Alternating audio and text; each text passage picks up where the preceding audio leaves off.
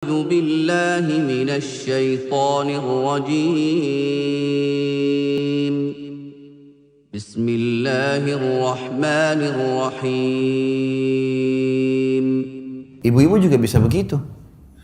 Begitu akad nikah, mungkin di rumah ayahnya tidak pernah bekerja. Tiba-tiba menikah, laki-laki yang tidak dikenal, cuciin bajunya, siapin sarapannya, layani biologisnya, segala macam. Hamil anaknya dia, spermanya dia. Kalau bukan karena ibadah, orang akan berpikir, siapa laki-laki ini? Gitu. Makanya sering terjadi pertengkaran-pertengkaran dalam rumah tangga kadang-kadang dengan hal-hal yang kecil saja, karena memang dari awal bukan niatnya ibadah.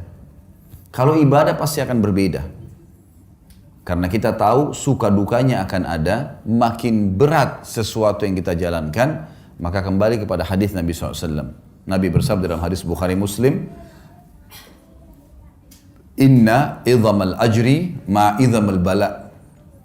Allah akan memberikan balasan yang besar sesuai dengan kadar beban yang sedang diberikan. Emang begitu? Beda pahalanya orang pergi sholat musim dingin, susah sekali kalau mungkin di negara Eropa yang lagi musim salju dingin, dengan orang yang pergi sholat cuaca lagi enak, ada cobaannya, lebih besar pahalanya. Beda semuanya, Allah menilai sesuai dengan kadarnya. Kita menikah, ada cobaan, ada ipar, ada tetangga, ada mertua, mungkin ada cobaan-cobaan dari mereka. Tapi kalau niat ibadah, kita akan laluin. Karena ini semua ibadah. Saya tidak mungkin menikah dengan suami saya saja atau istri saya saja. Tapi saya juga tanda kutip menikah dengan keluarga mereka nih. Tidak mungkin dihapus status orang tuanya. Makanya banyak orang kalau tidak niat ibadah, mertuanya kalau datang, mungkin karena mertuanya cerewet misalnya, maka dia menganggap, tidak usah datang deh. Bahkan tidak mau ikut sama suaminya atau sama istrinya kalau mengunjungin mertua. Bagaimana caranya kita hapus status mertua itu, status orang tua dari pasangan kita? Nggak mungkin. Bagaimana caranya kita hapus status saudaranya yang merupakan ipar kita? Selamanya itu status nggak bisa dihapus. Tidak ada mantan orang tua, tidak ada mantan saudara, gitu kan? Maka ada orang yang tidak bisa menerima ini hanya karena cobaan-cobaan yang ringan. Permasalahannya karena dia tidak jadikan ibadah. Mertua cerewet, ya sudah, konsekuensinya. Cobaan sedang ada, sederhana dalam Islam, sabar, terima sabar. Layani apa yang kita mampu, niatkan ibadah. Jadi mudah semua kalau ibadah itu. Yang kita dicerewetin segala, ya sudah kita tenang aja. Ada yang kita perlu jawab, kalau enggak usah. Sabar itu adalah menerima takdir Allah. Kita bangun pagi, flu.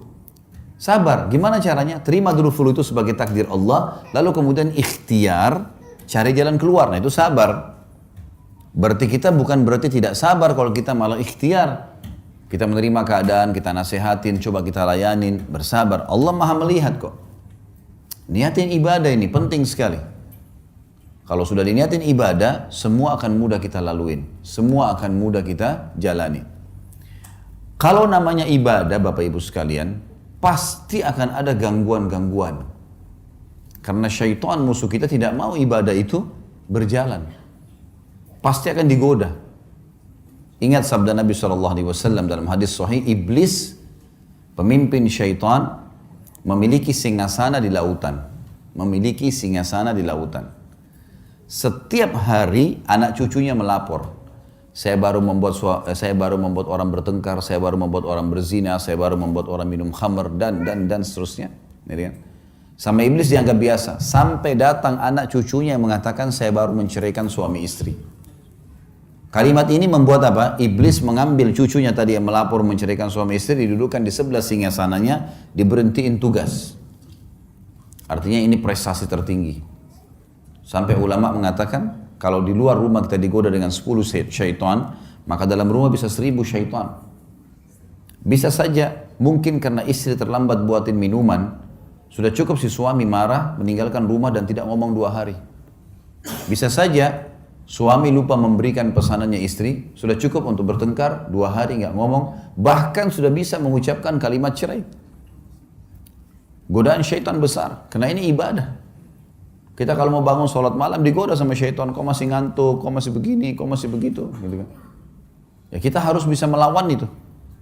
Karena syaitan hanya seorang marketing yang menawarkan produk dia, yaitu tinggalkan ibadah. Itu produknya, bagaimana dia bisikkan segala macam hal supaya kita tidak melakukannya.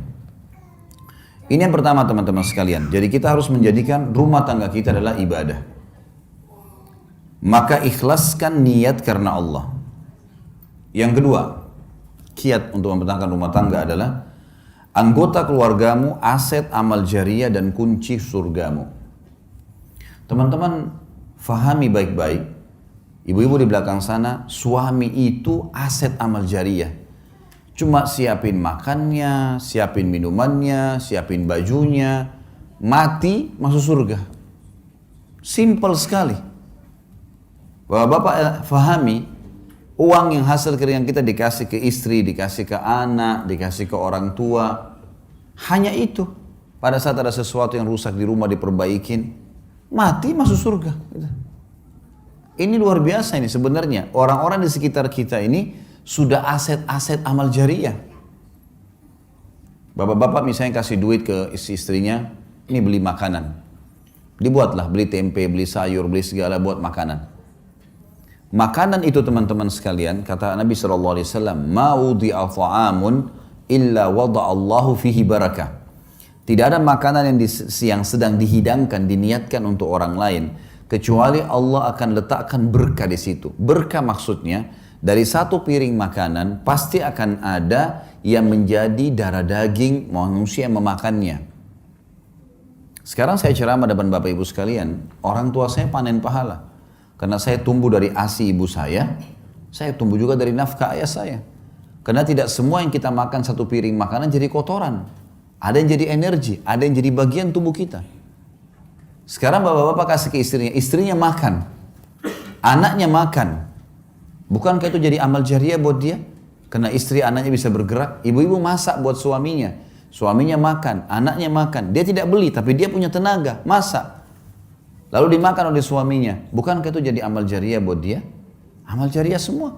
Sampai pernah ada seorang sahabat dalam hadis riwayat Imam Muslim bertanya, "Ya Rasulullah, ayu islamin khair?" Perbuatan apa dalam Islam yang paling besar pahalanya setelah yang wajib-wajib? Kata Nabi SAW, "Tut'imut ta'am wa tusallimu ala man ta'rif wa man lan ta'rif." Engkau memberikan makan kepada siapa saja. Di sini masuk suami istri, anak, orang tua, dan orang-orang lain. Dan engkau memberikan salam kepada orang yang kau kenal dan kau tidak kenal. Jadi, anggota keluarga kita tuh aset amal jariah. Bapak misalnya, masalah duit, nafkah. Nanti kita akan bahas itu di poin selanjutnya tentang masalah hak dan kewajiban. Kita disuruh berikan uang, hasil keringat kita. Nafkah itu sesuatu yang kalau tidak dikasih, roda kehidupan gak bisa jalan. Jadi ibu-ibu bisa beli makanan, air, makan, listrik, ya. Sesuatu yang memang harus ada. Kalau enggak, maka tidak berjalan roda kehidupan. Itu namanya nafkah. Kata Nabi SAW, dinar yang engkau keluarkan untuk fakir miskin, dinar yang engkau keluarkan untuk pembebasan budak, dinar yang engkau keluarkan untuk jihad di jalan Allah, dan dinar yang engkau keluarkan untuk istri anakmu jauh lebih besar pahalanya, mengalahkan pahala yang lain-lainnya di dalam rumah itu. Berarti bapak-bapak setiap bulan terima gaji atau ada pendapatan kasih ke istri anak, itu mengalahkan pahala sedekah untuk jihad, mengalahkan pahala sedekah untuk fakir miskin. Tapi bukan berarti hadis ini ibu-ibu misalnya bilang, nah itu kan ada hadis tadi, berarti semua gaji suami harus saya pegang. Bukan itu maksudnya ya. Karena kita bicara masalah nafkah ya. Nafkah itu yang kalau gaji suami 5 juta misal contoh, lalu suami yang bijak, saya melakukan hal itu pada istri saya, disusunlah kebutuhan rumah A, B, C, D, F, G, A sampai sekian. Oh ini contoh saja, contoh gaji saya 5 juta, oh ternyata kebutuhan rumah 4 juta. Ini 4 juta ya, nafkah rumah. Ini 500.000 bonus buat kamu, karena kamu sudah bantu bersihin rumah segalanya. 500.000 yang sisa, suami punya hak mengelola. Jangan juga, bapak-bapak ada yang, maaf kalau ada yang terjadi ini ya. Jangan juga tidak punya kawam. Dia bukan pemimpin. Semua gaji dikasih istrinya, dia mau beli pulsa pun minta sama istrinya. Gimana caranya? Beliin saya pulsa. Loh kok lucu itu? Kok malah dia minta sama istrinya? Nggak boleh. Mestinya dia bisa punya qawwam. Dia yang beliin istrinya, iya, harus punya kemuliaan. Nanti kita bahas di sini masalah kenali karakter pasangan. Ada poin-poin setelahnya. Jadi ibu-ibu punya hak di sisi nafkah, tapi ibu-ibu tidak punya hak lebih daripada itu. Kalau lebih sunnah, sebagaimana bapak-bapak tidak punya hak di harta pribadinya ibu. Misal ibu-ibu di sini ada sebelum nikah sudah punya usaha, atau setelah nikah dapat warisan dari orang tuanya.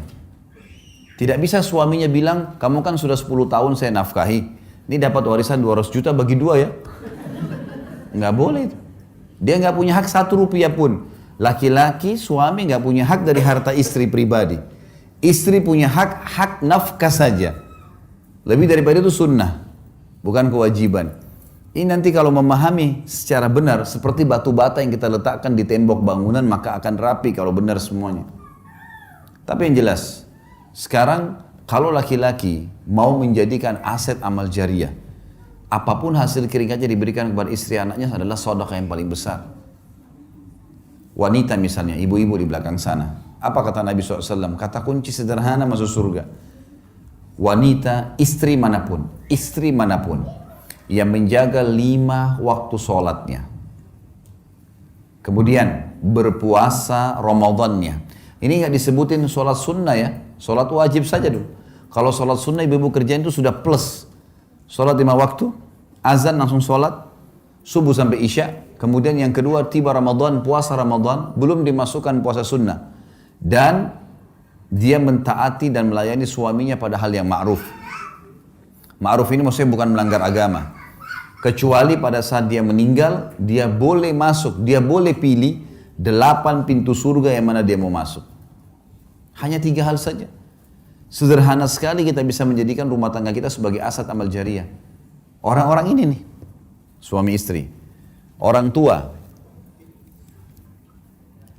mati ya.